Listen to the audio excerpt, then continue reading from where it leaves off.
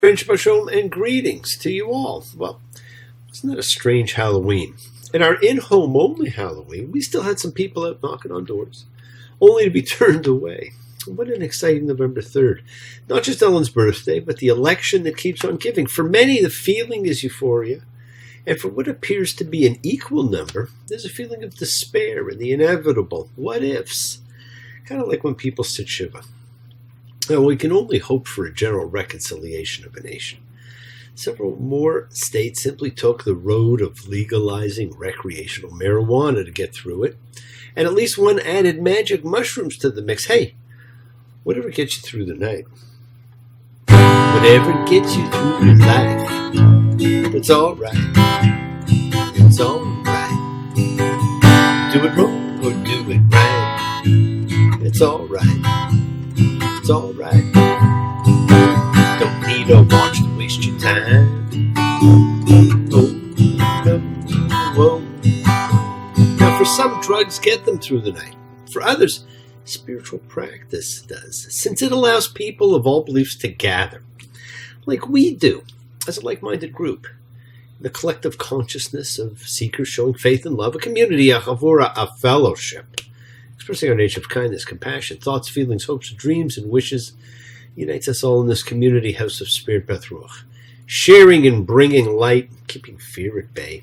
So once again, please do go ahead and invite everybody, some physically, the rest digitally, psychically, emotionally, spiritually, to come gather and share from Psalm 133, the Hine Matov. Come together. Hine Matov. Shevet Achim Gam Yah. Hine Matov. Shevet Achim Gam Yah. How good, how pleasant it is for brothers and sisters together. Community.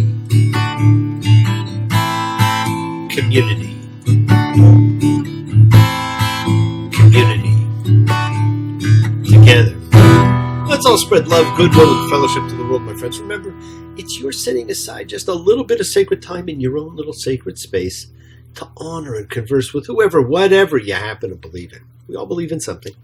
It is your kavanah, your intention that you're putting out into the universe. It is your goodwill.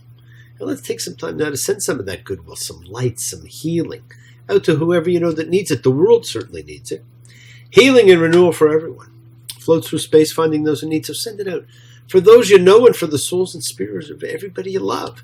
So think of whoever that needs healing and renewal and love, or just plain goodwill.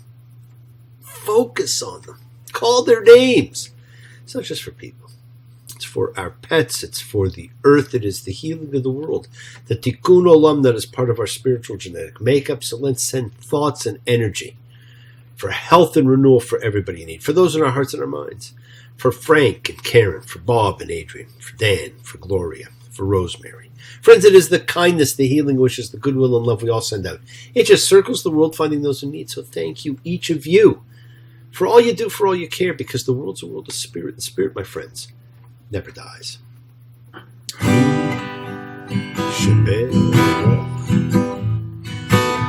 Avoteinu Makor Characha Vimoteinu They deserve subscribe. Bless the ones before us. Help us find the courage. Make our lives a blessing. The renewal of body. The renewal of spirit. Let us say, Amen. Let us all have our spirits renewed, because this is the great prayer for healing, which we call upon God to heal as He has healed before. Misha Berach, may He who blessed, because all healing's a blessing. So let's all send and receive healing and renewal energy in our efforts to love, to share, to care, to grow. Now, we'll put the magic and mystery of Halloween and elections behind us. And I'll remind you, we did have 2 introductions to the magic and majesty of the other world when we read those about those amazing beings we're all enamored with. No, I mean angels. Who doesn't wonder who their angels are? Will they see them, hear them, feel them? We probably talk to angels more than to God. For parking spaces, maybe a lottery win. There's no limit to our wants. We briefly met them when we met Noah and learned of the Nephilim. Then last week they were so significant with Hagar and Abraham. And this week we get probably the most exposure in a short period with the great annunciation of Isaac, the story of Lot and Sodom and Gomorrah, and the penultimate reading in Judaism, the Akedah, the binding of Isaac. It's all about angels. You, angel, you got me under your wings. The way you walk and the way you talk, I swear it could make me sing. As this week we read, Vayera, and he approached. Genesis 18:2. And he raised his eyes and saw. And here were 3 people standing over him. And he saw and ran toward them from the tent entrance and bowed to the ground. And he said, My Lord, if I have found favor in your eyes, do not pass on from your servant. He's talking to God and 2 angels. These are the 3 beings. Now, these texts indicate that angels were conceived of as expressions of God's presence. They're the messengers. Remember that. They're the messengers of God. The consistent biblical conception of God is that God cannot possibly be seen by a human. Go to Exodus 33:20. A human will not see me and live, and cannot possibly be contained in any known space. The heavens will not contain you, which we read in 1 Kings 8:27. God in this conception can nonetheless make himself known to humans by a sort of emanation from the Godhead that's visible to human eyes, angels. Now we then have the great annunciation, Genesis 18:10. And he said, I shall come back to you at the time of life, and here, Sarah your wife will have a son. Abraham's 100, Sarah's 90. And Sarah laughed inside her and said, After I become worn out, am I to have pleasure? And my Lord is old. Now this is a message to all of us, that you're never too old to have pleasure in life. When you read this, I want you to take note of the discussion that's about to take place. You see, this parsha is about relationships between host and guest, husband and wife, father and son, and all of these are influenced by the ultimate relationship of man and his creator, his God. So God and Abraham are about to have a chat regarding people and their morals, behaviors, attitudes. Genesis 18:20. And the Lord said, The cry of Sodom and Gomorrah, how great it is, and their sin, how very heavy it is. Let me go down and I'll see if they've done all told, like the cry that has come to me. And if not, let me know. And the people turned from there and went to Sodom. See, God's now sending off these 2 angels that were with him. And God decides to let Abraham in on what he's planning. So he sends these other 2 beings, these angels, to go check on Sodom. If it is as God has heard, he's going to destroy Sodom and Gomorrah. He tells Abraham this. And Abraham, the bargainer, the defender of humanity, speaks up. Genesis 18:23. And Abraham came over and said, Will you also annihilate the virtuous with the wicked? Maybe there are 50 virtuous people within the city. Will you also annihilate, not sustain the place for the 50 virtuous who are in it? Far be it from you to do a thing like this, to kill virtuous with wicked. It will be the same for the virtuous and the wicked. Far be it from you. Will the judge of all the earth not do justice? And the Lord said, If I find in Sodom 50 virtuous people within the city, then I'll sustain the whole place for their sake. Well, Abraham continues to negotiate down to 10 virtuous people. He doesn't go below that. Hey, this is God. All-knowing, all-seeing, all-powerful. Or is that the genie? Believe me, he already knows. He's God. And I want you to keep this exchange in mind when God gives Abraham his instructions regarding the sacrifice of Isaac. I spoke of faith being a cornerstone of a few of these early parshas, and that Lot did not have faith. And you could read it and see it now. He's living in Sodom. The angels come, there's a mob of people and they want the angels, but Lot offers his daughters to the mob instead. And then when he's warned of the destruction that's coming and given instructions to flee, he complains that the distance he has to go is too far. So the angels allow him to go to a closer city, and they tell him it's not to look back. But his wife does not listen, and she looks and she turns and she does look back, and she becomes a pillar of salt. Friends, this is our warning that when we are forging a new path for ourselves, do not look back. Look ahead to where you want to go. So after the destruction of the cities, Lot gets drunk and gets his daughters pregnant. Some man of faith. Genesis 19:36, and Lot's 2 daughters became pregnant by their father. Now we then have the second of the 3, she's not my wife, she's my sister episodes. And the confession that indeed she was. Genesis 20:12, when Abraham is explaining who Sarah is. And also she is in fact my sister, my father's daughter, but not my mother's daughter. She became a wife to me. We'll leave that one alone for now. Then the miracle birth occurs. Genesis 21:2. And Sarah became pregnant and gave birth to a son for Abraham in his old age at the appointed time that God had spoken. Sarah now has a son. And her jealousy of Hagar and her son, who she does not want to inherit along with her son, causes her to have them thrown out and put out to the desert, let them try and survive. She didn't care. This was the rightful firstborn heir of Abraham, being driven out to the wilderness. Now we're told by angels they'll be okay. In fact, they will thrive, and we are at the beginning of the penultimate reading in Judaism, the Akedah, the binding of Isaac. So important that we also read it every year during the High Holy Days. Genesis 22:1. And it was after these things God tested Abraham, and he said to him, Abraham. And he said, I'm here. The Greek and Samaritan versions have his name called twice here, Abraham, Abraham, and I think that's actually the proper writing of this. That double name calling formula begins here, and you're going to see it used in key places, and it is a life-defining moment whenever it occurs. This marks the near sacrifice as the defining event in Abraham's life and in the destiny of his descendants. Genesis 22:2. And he said, take your son, your only one, whom you love, Isaac. Go to the land of Moriah and make him a burnt offering there on one of the mountains that I'll say to you. Now it's a parallel to the Lech Lecha. Pack and go to a place I'll tell you. He's only got one son now. The other was sent off to die in the desert. So Abraham has to give up the only child he has and probably ever will have. So what does Abraham do? The man who bargained with God over strangers in Sodom. He does nothing.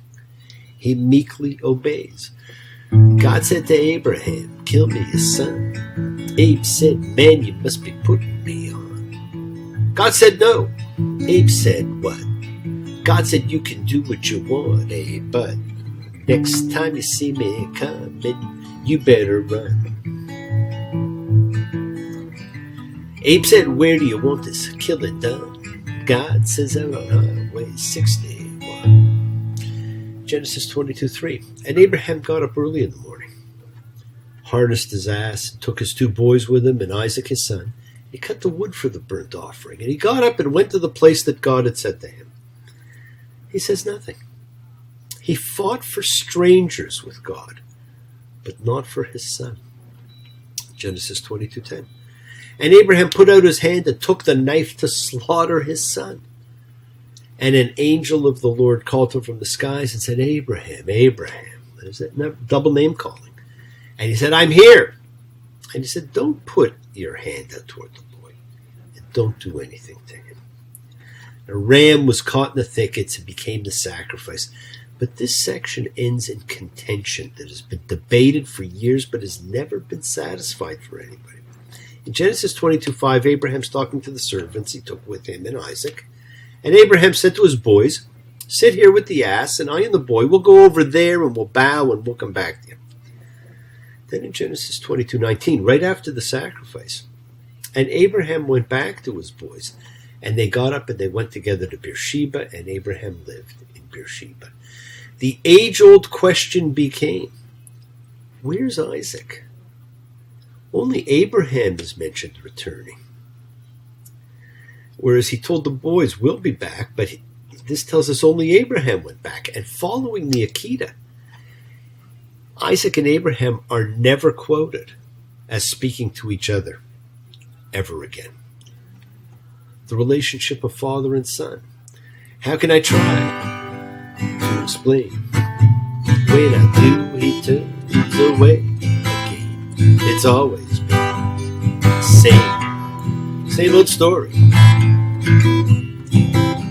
From the moment I could talk, I was ordered to listen. Now there's a way, and I know I have to go away.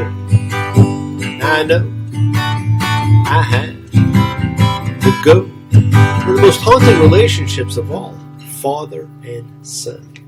And we're just at the beginning of those relationships. Yes, the world is sacred, so is everything in it. Express your gratitude. Light a candle. Make a wish. Celebrate your life and the lives of those you love. Share your feelings with them. Live free, be free, honor your freedom. Be well, be happy, and be blessed. Share and honor the light, my friends, and all who live in the light. And continue to shine. Continue to send everybody you know goodwill and love. Pray for peace and freedom for everyone. An end to terror and hatred. Remember, we are a community. We learn together. We celebrate each other. We love each other. We share this ride together, men and women equally. So let's send out love, not fear. Send out peace, harmony, goodwill, and healing to all who need it. And please do. Learn to forgive and learn to love, including yourself. Open your hearts. Honor the relationships of your life and tell those you love that you love them. Take advantage of the time you have. Enjoy the journey, because we take the twists and turns and the patterns that weave through the fabric of our lives in our effort to grow, to learn to be to love. So please do love. Now, bless you all. Have a fantastic week, a week of love and light, a week of peace, a week of miracles. Examine your intentions and use them to imprint your will on the universe, because we set in motion all that happens in our lives. It's our intention, our cabin, our cause, our effect. Everything is linked. As I've said, you always have time to forgive and to be forgiven, because you have the knowledge of what's good and bad. So acknowledge what you've done wrong to yourself, to God, to any person you've wronged. Ask forgiveness, but do so with sincerity, with accountability, with vulnerability. Forgive those who've hurt you as you learn to be forgiving and compassionate, because the secret of forgiveness, compassion, and peace, my friends, is in acceptance. Can you accept yourself, other people in the world just as they are? Can you accept life as it is without trying to control it? If you do, you can experience the peace that acceptance brings. So do not stop your journey. Do not stop moving towards your promised land. It is your home. It's waiting for you. Keep on dreaming, keep on being, keep sharing, keep shining, keep teaching.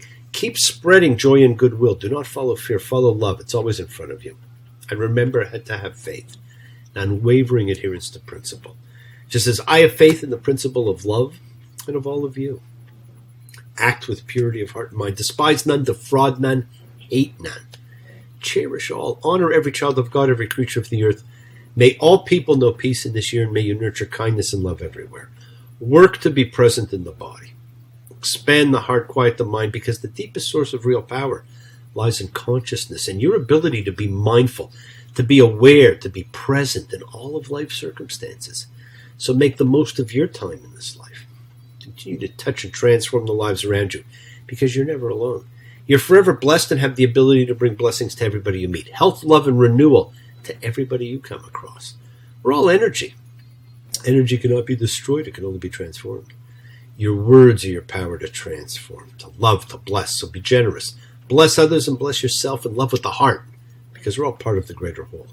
Embrace love, not fear, forgiveness, not anger, and be there for someone, because someone will always be there for you whether you know it or not. Continue to explore faith and belief and what they mean to you, and never accept shame as a natural state. Whatever you feel others have felt, whatever you've experienced others have too, because we share together. We learn together and we help each other. We are each of us trying to find love and acceptance and support. We all have or could have that special someone in our lives, so find them. Tell them what they mean. And remember, you're never alone on your journey to your promised land. Watch your words. They hurt you, they heal you, they imprison you, and they free you. Keep forgiving those you need to forgive, and keep asking forgiveness from those you need to ask forgiveness of. And listen to the voice of God or his angels as they talk to you. They always do, whether you know it or not. And remember, my friend, Sarah may not have gotten it, but pleasure and joy are always there waiting for us, no matter our age. Joy, spark of fire from heaven. daughter from Elysium. Drunk with fire, we dare to enter, Holy One, inside your shrine. Your magic power binds together what we by custom wrench apart. All men will emerge as brothers, where you rest your gentle wings. That is the great Ode to Joy from Beethoven's Ninth Symphony. Thank you for joining me, my friends. We will always find joy in life. Have a great week. Be thankful, be gracious, be kind, be loving, and believe. And I'll see you all soon. Shabbat shalom and blessings to you all. Take care.